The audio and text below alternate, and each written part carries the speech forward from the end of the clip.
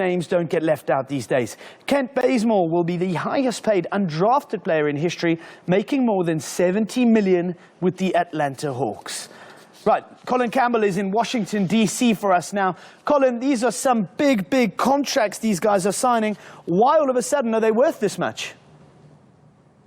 Well, big money, man. I mean, you've got to realize these players are what the fans want to see when they are dunking basketballs, when they're making those impossible shots. If you look at Kevin Durant, for example, $54 million over 2 years, more than 20 points per game, 7 rebounds per game. They're drawing those fans in. So you have to look at the worth of a player. It's usually based on what teams are willing to pay them. And that's why you're seeing some of these big contracts that are going through.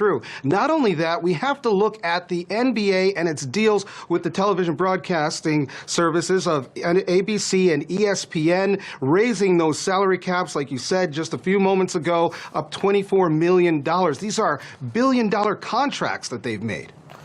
And now, how does this compare with other sports? So take the NFL, for example. Andrew Luck just signed for Indianapolis for just under $140 million. How is the NBA comparing? Well, it depends on how you look at it, right? If you have Andrew Luck, that $140 million contract, but then you look at Conley's contract at $153 million, it's a lot more than Luck, for example. But if you look at each year, Kevin Durant is actually going to be making more per year than Luck will. Luck is going to be making about $23 million a year throughout the term of his contract of money, but Durant will be making about $26 million.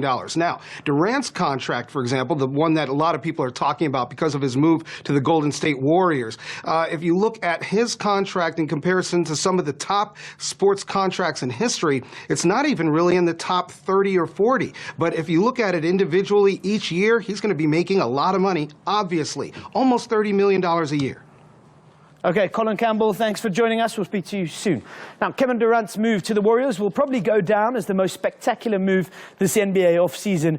But how does it compare to some of the all-time most impressive switches? Patrick Dybel takes us through his top 5.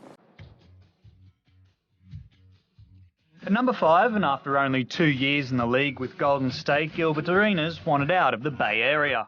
Washington Wizards came calling, handing him a 6-year, $60 million offer.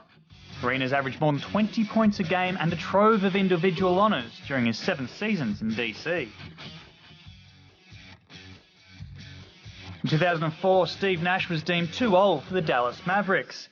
Enter the Phoenix Suns, where Nash started his career. He penned a 6-year, $65 million deal that not only took the team to the playoffs, but even picked up 2 MVP awards. Tracy McGrady and Grant Hill come in at number 3 for their move to the Orlando Magic in 2000. Hill didn't do much in Florida, but McGrady turned into a star, shooting the lights out and making the All-NBA first team in 2002. Not a bad bit of business for the Magic, who paid $67 million for his services. At number 2 is The Decision. LeBron James left his childhood home of Cleveland for the bright lights of Miami in 2010, and a stacked team featuring Chris Bosh and Dwayne Wade. It was seen as the Big Three, and Miami went on to win back-to-back NBA crowns. Hard in top spot is Shaquille O'Neal's move from the Orlando Magic to the LA Lakers. It cost the West Coast franchise $120 million over 7 years to lure the massive man from the Magic. But you know what? It was worth it. Teaming up with Kobe Bryant, Shaq and the Lakers went on to win 3 straight NBA titles.